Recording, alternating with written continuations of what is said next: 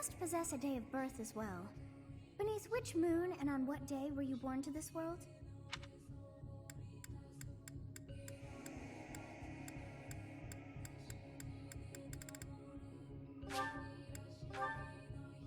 Well, wonders never cease. It seems we share our day of birth. How strange. Good morning, my friends. This is Paul, and today I'm going to be reviewing to you Fire Emblem Three Houses for the Nintendo Switch, the first big screen Fire Emblem experience since 2007's Radiant Dawn for the Wii. This is incredible. The day that I had hoped would come on the Wii U, but hey, at least we got Tokyo Mirage Sessions, and that game was amazing. But this is an actual Fire Emblem game that's not limited by being a spin-off. So, I'm just going to get this out of the way right now. This game has a lot of stuff to delve into and learn, and even Fire Emblem veterans like me still had a ton of stuff that we had to adjust to. It feels like the attitude Nintendo took with this was the same that they had with Breath of the Wild and Super Mario Odyssey.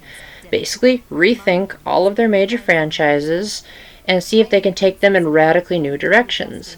And while this isn't exactly butchering the Fire Emblem franchise by any means, it's definitely gone above and beyond just sticking to traditions for the sake of sticking to them. They basically went back to the drawing board and said, okay, let's just rethink the Fire Emblem formula entirely. And for the most part, their effort paid off well. However, because there is so much new and so much that has changed, it'd be difficult to fit all of that into a short, cohesive movie that wouldn't make you guys bored. So what I'm going to do is I'm going to divide the movie into three basic sections: the exploration of the monastery, the seminars, and the battles, because that's really what it all boils down to, and then try to give as sufficient of a summary as possible so that you get what's new, but you also don't forget, at the core, you are playing a Fire Emblem game, for better or for worse.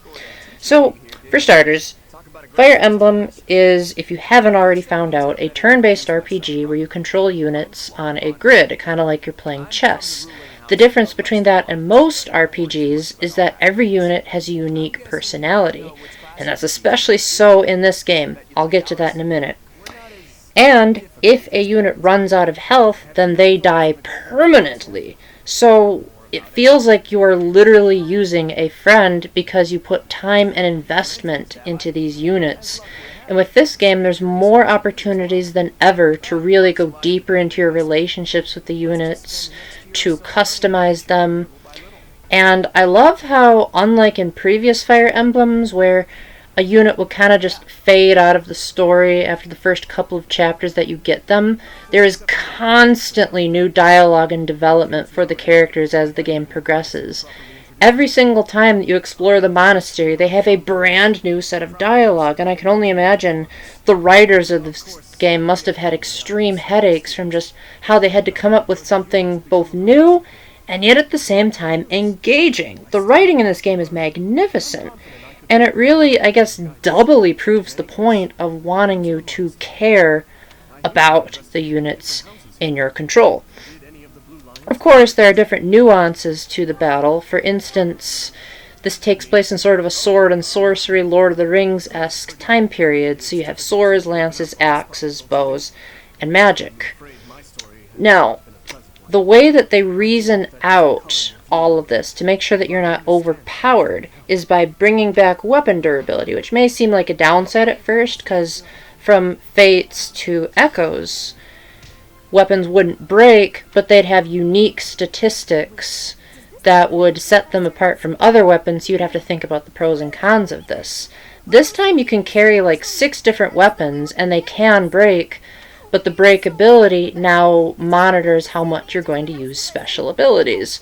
For instance, you might attack an enemy once and it only takes 1 point of durability off of the sword. But say you expend 3 points, then you might do a more powerful strike or have better hit percentages. You also can equip your units with battalions, which are kind of like these support buddies that you had, but this time you get like a whole army, and it's a really cool sight to see a bunch of soldiers charging at the enemy and knocking them out. Generally speaking, if a battalion is successful in hitting the opponent, then the opponent won't be able to move again. So this can be a great opportunity to get hits on an enemy that may seem otherwise unreachable. However, if that were the only way that this game was changed up, oh, this would be a very short review. Most of the game is spent at a place called Garreg Mach Monastery. Try saying that 5 times fast. It's basically a giant Hogwarts-style school of fighting. You are appointed as a self-insert professor, and you get to choose between 3 different houses of students. Think the houses in Harry Potter, but on a far less competitive nature. Basically, you get to know the students firsthand by talking to all of them throughout your time at the school, and then you choose which particular house do you want to be the professor of in training the students. Therefore, your army is a lot smaller than you would expect in a traditional Fire Emblem game, but as a counter to that, there are way more scenes where all of your students will gather together and no one will feel like they're overshadowing the other. Every single person has something to say, and they all keep getting development and side stories and support throughout the game. So it's a constant experience of growth, a constant character development, and my house leader in particular that I chose, Dimitri, maybe it's because I have a thing for the color blue, he in particular, I could write an entire essay on how his character goes through ups and downs that feels very, very believable. And so you generally get to love all of these goofballs, and you get to adore their traits, and being in the monastery gives you a fresh way to tackle getting to know them. You move around in kind of a third-person view. It's not quite as smooth as, say, the Zelda games, but it gets the job done. The camera controls can be adjusted to different speeds and lengths, and they can even rotate automatically if you want to see the scenery without having to keep pushing your hand on the right stick. Also, every single character, aside from, say, like a child running around that says, "Oops," when they bump into you, has something unique to say, and there's usually something fun to do around every corner, be it finding a lost item and trying to figure out who the owner is, or fishing in a pond to gather fish to cook for a meal. There's not a whole lot of fun activities that are going to be stimulating you from an action point of view. If you're the type that needs to be constantly moving, this would be Sonic the Hedgehog's worst nightmare. Three Houses prides itself on taking its world building slowly. It wants you to know, okay, we are going to give you in bits and pieces tidbits of the world and its characters and its setting. And this game does one of the best jobs of world building that I've ever seen in a video game. There's so much to know about the continent of Fodlan and its people. But the game doesn't try to force most of this on you. In fact, the game even encourages you every now and then to just skip returning to the monastery and just get straight back to the battles if you want. Granted, there are perks if you decide to take on the side quests and the additional activities such as gardening, fishing, choir practice, and cooking, just to name a few, but the game doesn't go out of its way to shove you into it. Only on a handful of occasions do you actually have to do any of these activities. The other times, you can really just earn most of this on the battlefield itself, because, like most Fire Emblem games, they do have opportunities for grinding. Thankfully, I found that most of the grinding was necessary at the beginning of the game, and later it just became easier. Ultimately, though, the monastery feels like an organic, real place. The architecture feels believable, and it is a lot of fun to explore. Or at least, it was at first, until I started getting overwhelmed with fetch quests and lost item detours.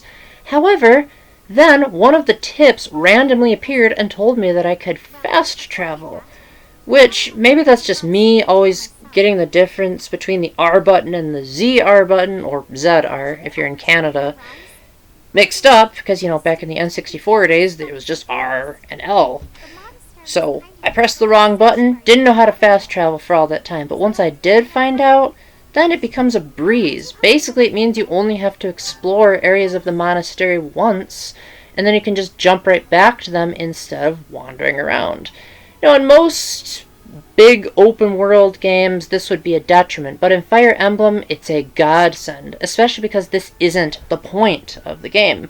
You're supposed to be battling, and this is preparing you for the battle.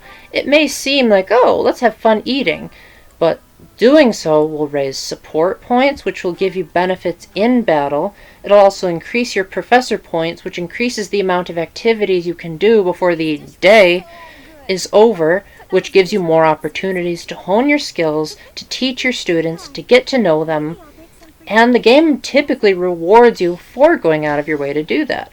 Support conversations are incredibly well written, and the voice acting in this game is absolutely amazing.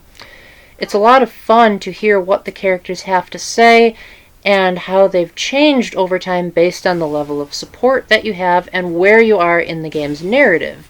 Yes, that's right, some support conversations actually take into account what's going on in the story instead of being separated events like they were in the past, which is really, really nice to know. Of course, given all this that's going on, you'd think, well, if you're going to explore a huge monastery, it better look pretty darn gorgeous, because this is the first HD Fire Emblem. Well, I hate to say it, but the graphics are probably the game's biggest downside. This game, contrary to what all the critics are saying, I might have to say it's one of the uglier Fire Emblems to ever come out. I know console Fire Emblems were never much for pushing their system to the limit. This game is no exception. Heck, Tokyo Mirage Sessions, which was a spin-off, looks better than this. Heck, Fire Emblem Warriors looks better.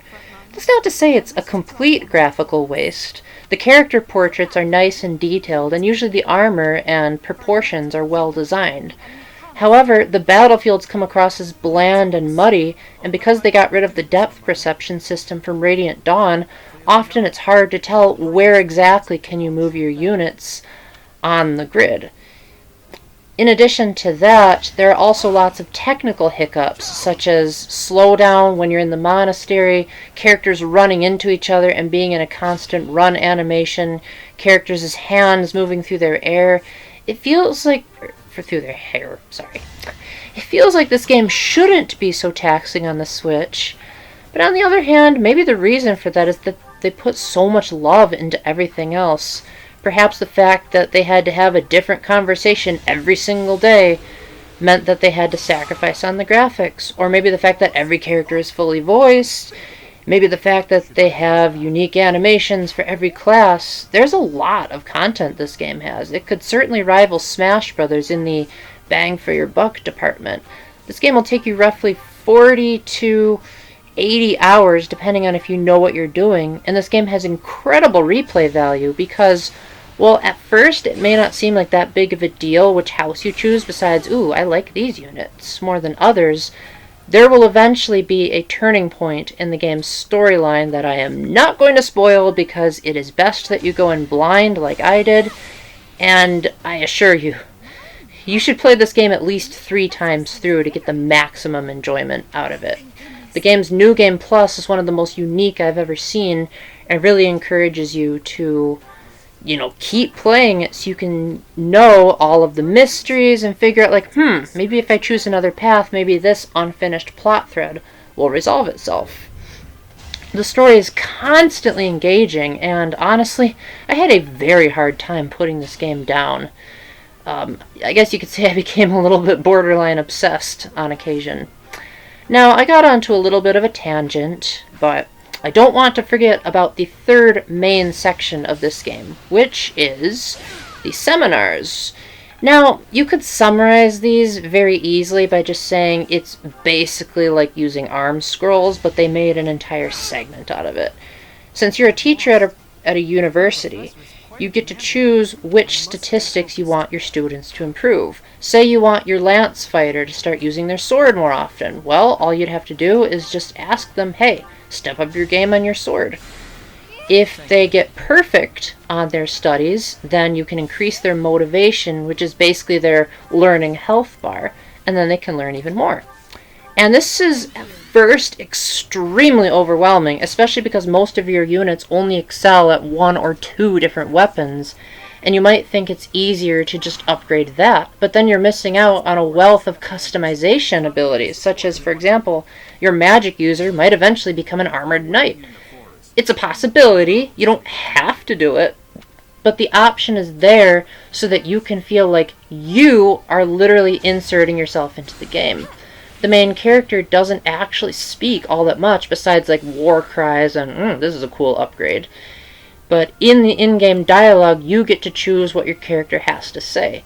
So you get so many options that, again, it's gonna appear overwhelming to newcomers, and it's even gonna be overcoming to veterans to the Fire Emblem franchise.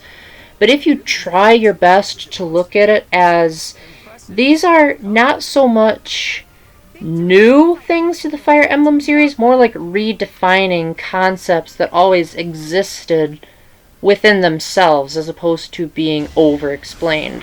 For instance, units could level up using Master Seals in previous games. Well, now those Master Seals have been replaced with certifications. The students have to study if they want to be another class. They have to learn what is it really like to know magic. So it feels like, concrete answers are being given as opposed to, hey, this is some button thingy, and if I hold it, then I'll get a class change. Not the case in this game. Same thing with buying stuff. You'll get money as a reward from the church for doing services to them, and then you can use that money to go out into the marketplace, which is in the church. So it feels like everything has a place, that it's a living, breathing, cohesive world.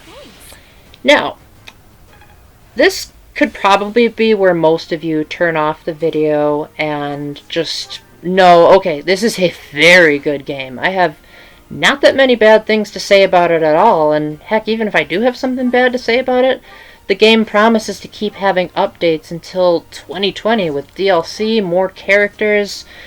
So, who knows? Maybe a lot of the stuff I'll have to take back in the future. But one thing I want to talk about right now is that this game has a very neat usage of amiibos. So, I happen to have every Fire Emblem amiibo currently in existence with the exception of female Corrin.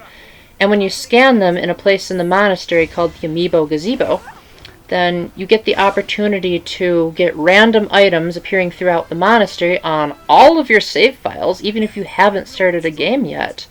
But in addition, the Fire Emblem amiibos give you the ability to listen to classic Fire Emblem tunes during the grinding battles so that it doesn't feel as repetitive. So if you really, really like the music from Fire Emblem Echoes, better save up that money for an Alma Celica amiibo. It gives you a good incentive to collect Fire Emblem collectibles, which I never thought I'd hear that be said again, given the series' dwindling popularity. But for music nerds like me, it's your way of saying, hey, I love Fire Emblem music, and I'm going to keep supporting this game, because this game's audio is phenomenal. The soundtrack is not afraid to go in many different directions, as opposed to most Fire Emblem games where they tend to be kind of single-minded in their musical approach. You could get songs that feel like a cassette player going backwards if it's in a creepy setting. You can get full Hans Zimmer-style orchestras when the going gets tough. Or you could have a fiddle when you're frolicking around in the marketplace. There's a lot of musical variety here. And the game even has an in-game soundtrack player because it knows, hey, we got a killer soundtrack on our hands and we want everyone to know about it. Not only that, but generally speaking, you can choose the music that plays in most scenarios, and the music also adapts to the surroundings of the story. So if you ever think, oh, that same old Garreg Mach monastery music is grating on me, well, eventually it'll evolve as parts of the story change. And the battle music also changes depending on whether you're just on the map or whether you're in an attack animation. So a lot of thought was put on, does the music fit with the climate, with the environment? And if an orchestra won't do it, let's just throw in 2 seconds worth of just because we can. And I wish more games would be willing to be experimental with that, despite the fact that I do prefer orchestral arrangements. But in this game, I'll make an exception. So that being said, this is quite possibly one of the best valued games on the Switch. I would fully justify the price of $60, not even a problem. And even if you're not that great at Fire Emblem games, I wouldn't exactly call this a great newbie-friendly entry, simply because there's so much to learn. But on the other hand, if you've been nervous about getting into Fire Emblem because, say, you're worried that it's too hard, this is actually one of the easier Fire Emblems. They have many, many options to offset the difficulty, from the ability to rewind time for a certain number of turns in a battle if you make a mistake, to sometimes horrendous enemy AI, to lots and lots of activity points to upgrade your students. Overall, this is one of the few Fire Emblem games that probably won't be nearly as grating on you, at least if you choose the lowest difficulty. And overall, I can't recommend this game enough. This is definitely among my top 5 favorite Switch games as of now, and to think it's only been out for 2 years and there could be greater things to come. With that, thank you very much for watching. My apologies if this was a bit too long. Let me know in the comment section if I missed anything at all, because I tried to actually make this short. And until the next time, keep the faith, stay epic, God bless, and choose your house carefully. Bye!